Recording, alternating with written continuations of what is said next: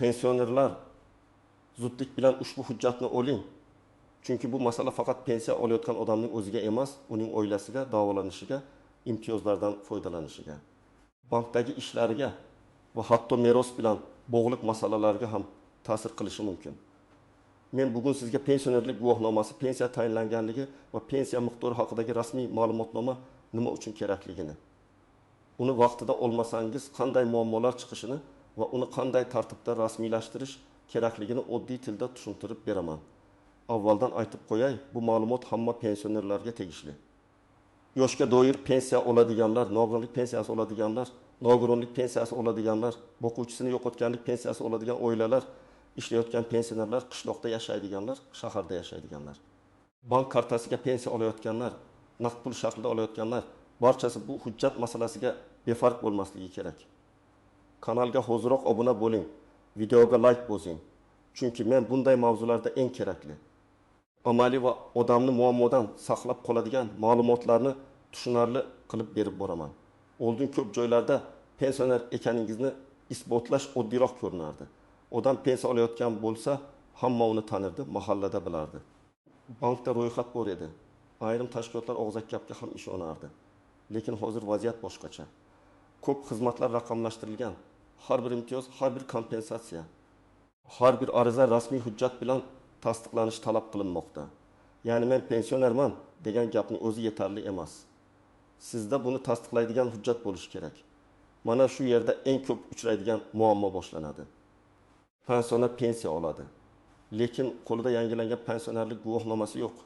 Yoki guvohnoma bor, lekin eski, ma'lumotlari noto'g'ri, familiya o'zgargan, pasport ma'lumotlari mos kelmaydi, pensiya turi ko'rsatilmagan. Yoki pensiya miqdori haqida alohida ma'lumotnoma kerak bo'lib qoladi. Ba'zan inson biror joyga borib imtiyoz so'raydi. Unga rasmiy tasdiq olib keling deyshadi. Shunda vaqt ketadi, asab ketadi, navbatga turish kerak bo'ladi. Ayrim hollarda esa muddat o'tib ketgani uchun pul yoki imtiyozdan foydalanish imkoniyati yo'qoladi. Bugun o'zgarayotgan asosiy narsa shuki, davlat xizmatlari, banklar, tibbiyot muassasalari, kommunal tashkilotlar, sanatoriy va ijtimoiy yordam bilan bog'liq idoralar hujjatni aniq talab qiladi. Men pensionerlar bilan ishlagan tajribamda shuni ko'p ko'rganman. Odam huquqi bor imtiyozdan foydalana olmaydi.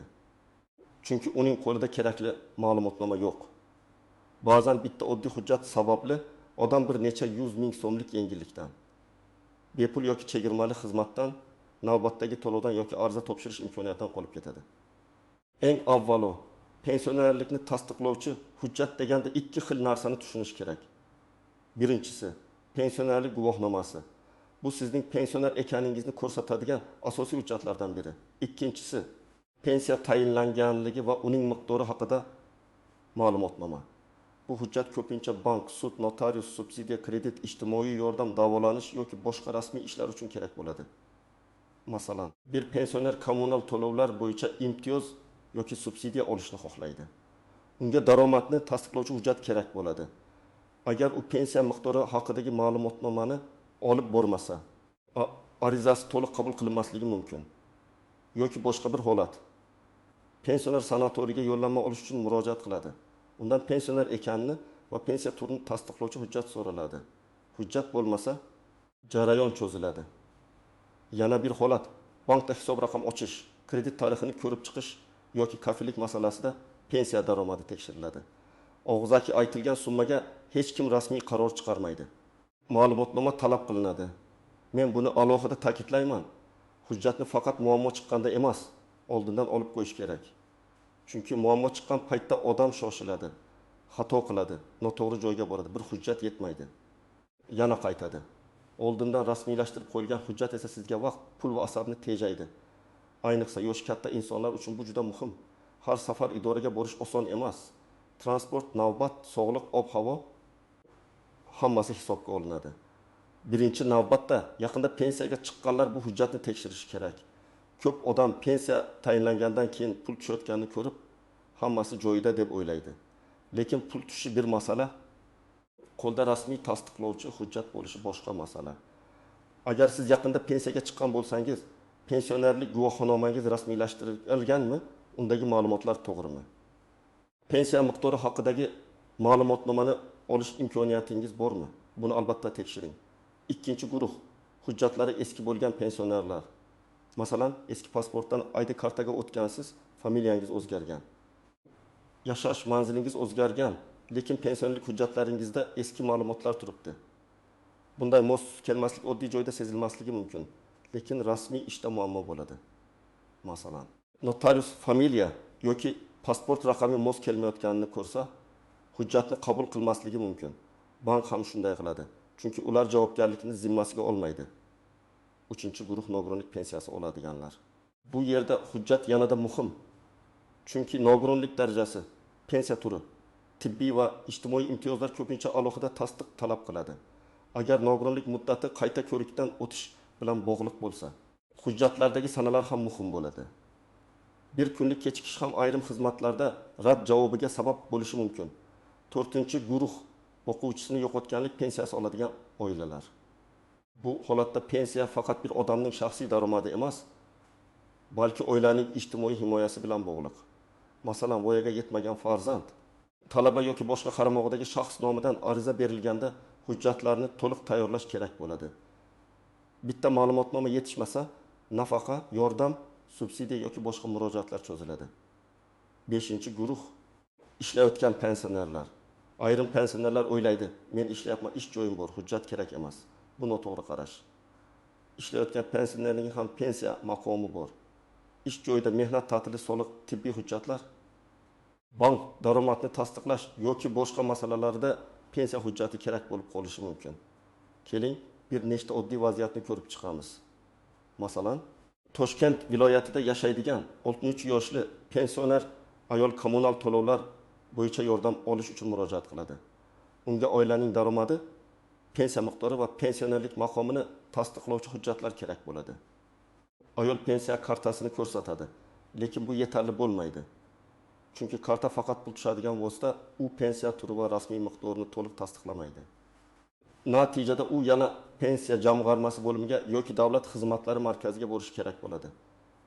Agar u bu ma'lumotnomani oldindan olganda, arizasi bir kunda qabul qilinardi. Yana bir misol. 7000 yoshli otaxon sanatoriyga yo'llanma olishni xohlaydi. Shifokor tavsiyasi bor, sog'lig'i bo'yicha asos bor, lekin ijtimoiy maqomini tasdiqlovchi hujjat so'raladi. Guvohnomasi eski. Undagi pasport ma'lumotlari hozirgi ID karta bilan mos kelmaydi. Oqibatda hujjatlarni yangilashga vaqt ketadi. Yo'llanma navbati esa kechikadi. Bunday holatda muammo katta ko'rinmaydi, lekin pensioner uchun har bir oy muhim. Davolanish kechiksa, sog'liq yomonlashishi mumkin. 3-misol. Pensioner bankdan kichik kredit olmoqchi yoki yaqiniga kafillik qilmoqchi. Bank uning rasmiy daromadini ko'rishi kerak. Pensiya kartasiga har oy 1.200.000 so'm tushishi mumkin, lekin bank rasmiy ma'lumotnoma so'raydi.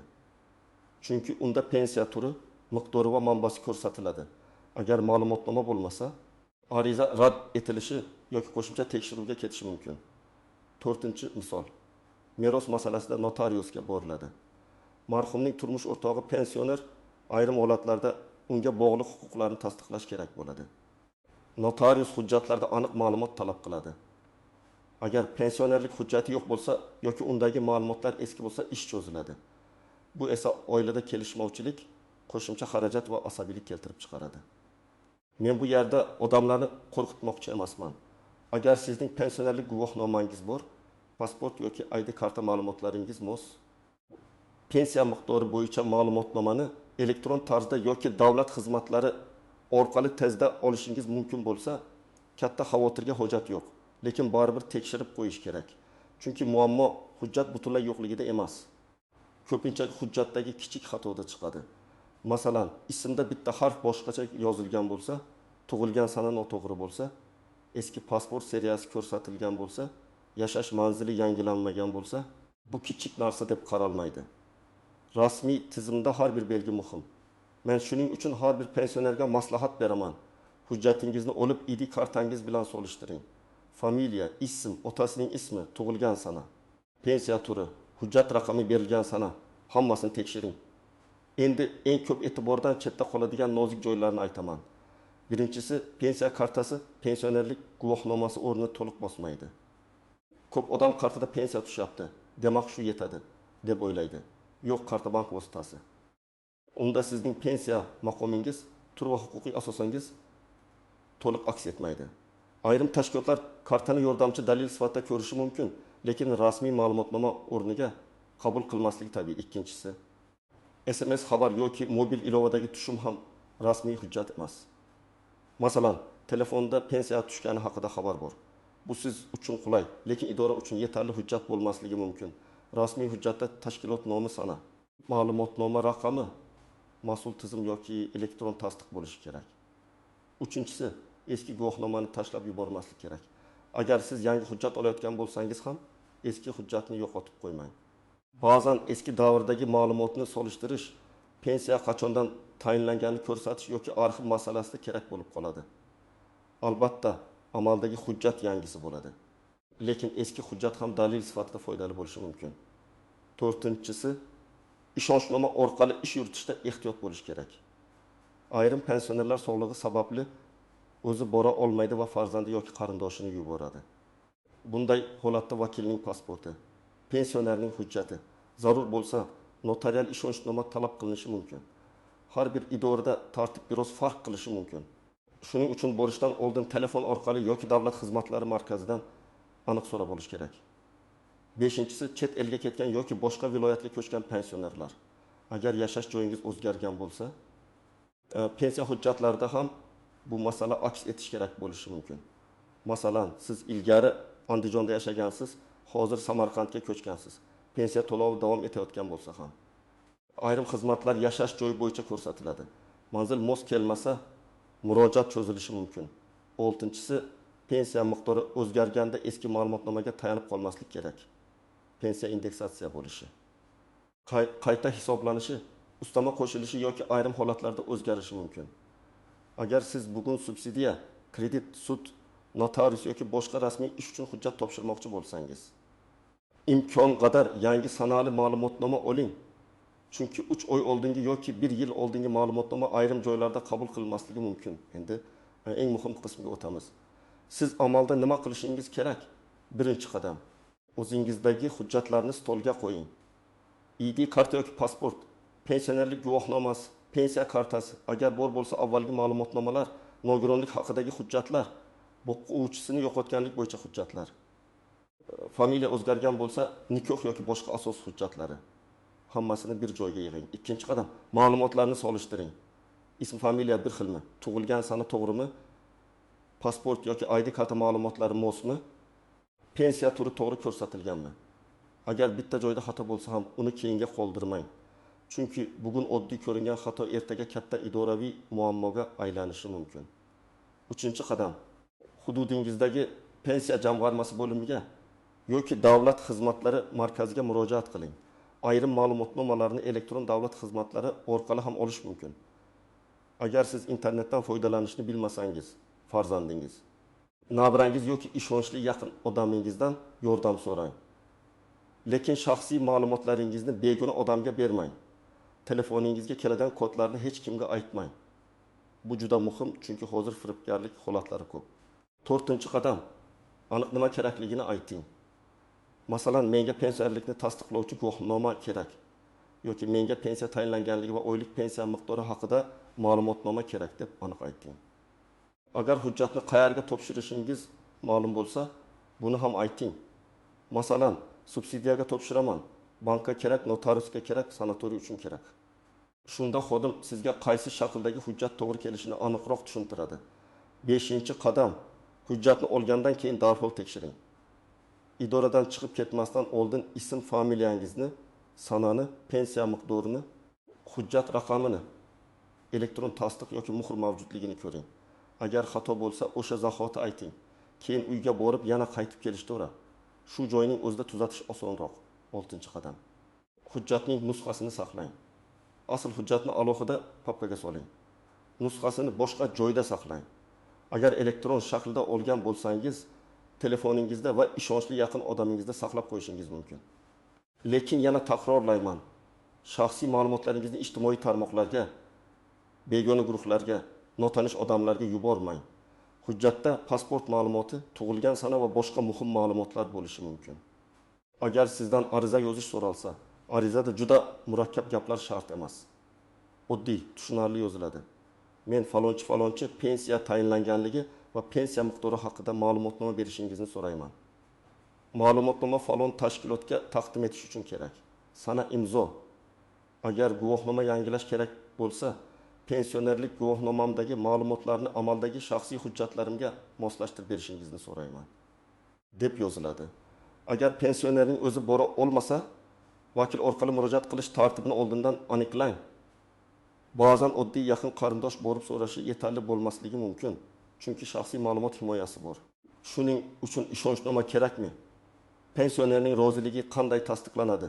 Qaysi hujjatlar talab qilinadi? Bularni avvaldan bilish kerak. Eng katta xato hujjatni oxirgi kunga qoldirish. Masalan, subsidiya arizasi uchun muddat bor. Siz oxirgi kuni borasiz, ma'lumotnoma yetmaydi, tizim ishlamay qoladi yoki navbat ko'p bo'ladi. Natijada ariza qabul qilinmay qolishi mumkin. Shuning uchun men har doim aytaman, kerakli hujjatlarni kamida bir necha kun oldin tayyorlang. Ikkinchi xato, meni hamma taniydi deb o'ylash. Mahallada tanishlari bo'lishi mumkin, lekin rasmiy tizim tanish bilish bilan ishlamaydi. Hujjat bo'lsa ish yuradi.